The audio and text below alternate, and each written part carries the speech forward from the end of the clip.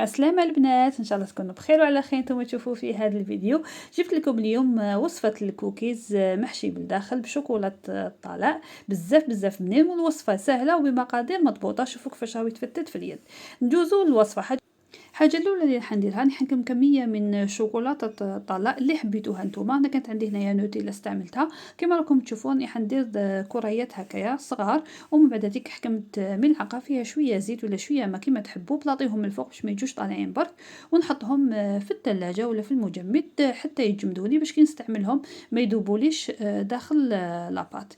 عندنا هنايا كميه من الزبده، عندنا 2 حبات بيض، عندنا كميه من السكر، وعندنا هنايا شوكولا سوداء، وعندي هنايا كميه من الفارينه زائد ملعقه صغيره تاع خميره الحلوى. المقادير نكتب لكم في صندوق الوصف ان شاء الله. عندي كميه من الزبده تكون بدرجه حراره الغرفه، هذه لازم. وعندي كميه من السكر، اللي عندها سكر البني تنجم تستعملوه احسن، لانه في الكوكيز لازم يكون السكر البني يجي احسن. والسكر مش لازم يعني يذوب بزاف في الزبده باش يخرج هذيك القرمشه تجينا في الكوكيز. نخلطو غير بالفوي بيدنا برك، بلا ما نستعملوا بيتران ولا، باسكو وصفه قلت لكم بزاف سهله. نخلطوا هذو 2 حبات تاع بيض، نرميهم على المرحله الاولى، ونزيد نخلط مليح، ومن بعد تيك نزيد المرحله الثانيه.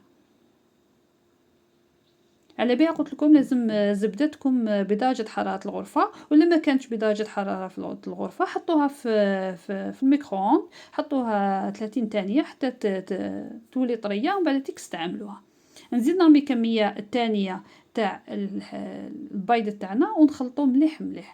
مش لازم يذوب لكم، قلت لكم هذاك السكر. هنا خلطت كاع المقادير مع بعضهم، كميه من الزبده وهذوك 2 حبات بيض وكميه من السكر. نحط الشوكولا تاعي، ونحط كميه تاع الفرينه مع كميه تاع الخميره، يعني المقادير كاع يتقعدوني نحطهم مع بعض ونخلط بلا ماغيس كما راكم تشوفوا. من بعد راني حنستعمل يدي. لازم العجينه تجينا هنايا شويه طريه، اللي يحبها بزاف طريه ينجم ينقص كميه تاع الفرينه. يعني الكميه تاع الفرينه اللي درتها يعني كميه مضبوطه باش ما يتفتح لكمش بزاف كطيبوه. لو كان ديروا كميه يعني قليله ممكن يتفتح لكم بزاف في الفرن وما يخرج لكمش مليح. دوك نوري لكم لا تيكستور تاعو كيفاش تجي في اليد. يجي لصق هكا معلك.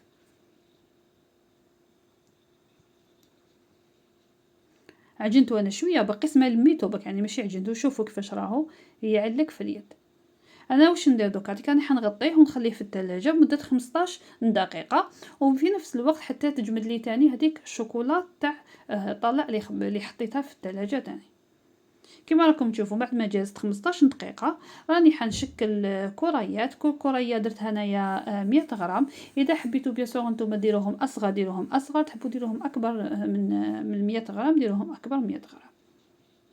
ما نساوش تاني الكل اللي راهم يتبعوا فيا نقولهم مرحبا بكم في القناه تاعي، وكل مشتركات جدد تاني نورتوا قناتي نقولهم مرحبا بكم. ان شاء الله يعجبكم محتوى قناه تاعي. وبيان سور حبيت نقول بك اللي راهم يشوفوا في القناه تاعي، اللي راهي 90% اللي راهم يشوفوا القناه تاعي ساعات ماشي ابوني معايا، نقول لهم من فضلكم الا عجبكم محتوى القناه تاعي ديروا لي جيم وابونيو ودعم شويه. كما راكم تشوفوا كانت عندي شويه شوكولا تاني من الفوق للتزيين، زينت بها من الفوق. الا ما عندكمش مش لازم. نزدت نفس الشيء باش نوري لكم تاني. حكمت كميه 100 غرام، تفتحوها بيان في النص كما راكم تشوفوا، وتجيبوا هذيك الشوكولا اللي كانت جمدت معانا وسقميها مليح بيدك. الا شتو تلصق بزاف في يدكم نجمو ديروا كميه من الفرينه قدامكم ودخلوا يدكم شويه برك في الفرينه ماشي بزاف، قيس برك ما تلصق لكمش في يدكم، وديروهم على شكل كريات وتحطوهم. من بعد تيك نسخنوا الفرن على درجه الحراره 175، نخلوهم لمده بين 12 حتى 15 دقيقه حتى يحمروا لنا، ومن بعد نخرجهم. انا كي خرجتهم خليتهم شويه بردولي، من بعد تيك زدت زينتهم بكميه قليله تاع الشوكولا من الفوق. كما راكم تشوفوا هذه سنيوه الاولى خرجت 6 حبات، وزدت سنيوه دوزيام 4 حبات، صافي كلشي خرجوا لي الله يبارك 10 حبات من الحجم الكبير. الله يبارك ما شاء الله، يعني الدراري كلاو ما شاء الله. شوفوا الله يبارك خرجوا شابين. زيد زينتو لهم مليح باش يعني تولي عندهم بيان لابيتي باش ياكلوا. الدراري ما شاء الله عجبهم بزاف بزاف. الدراري جا بزاف بنين، الوصفه هايله ما شاء الله، ما تندموش لو كان تعاودوها وتحتفظوا بالوصفه هذه لولادكم، سورتو دوك هذيك في لي فاكونس تقعدوا ديروا لهم هاد لا غوسيت هذه. شوفوا الداخل كيفاش تجي بيان بشوكولاته الطلاء. حبيتوا الكميه يعني تزيدوا شوكولاته الطلاء، تزيدوا الكميه زيدوا الكميه. هنا شوفوا الله يبارك كيفاش حمار كاع يتيك.